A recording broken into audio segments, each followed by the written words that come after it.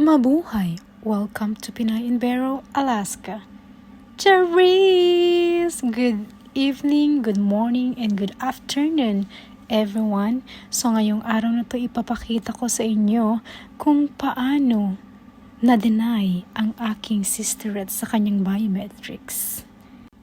At eto na nga, nai-stress na siya guys dahil napakainit sa Manila.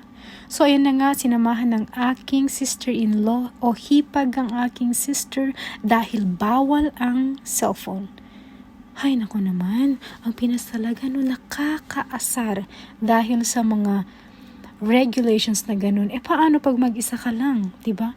So sinong hawak ng phone mo?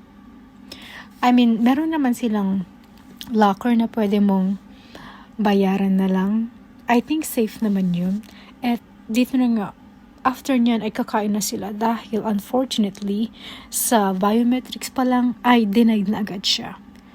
So ayan, kumain na sila at nag-picture, ewan ko ba, baka nag-karaoke sila. And ayan, pauwi na sila dahil na-stress na. So ayan, abangan ang part 2 update guys. Ingat!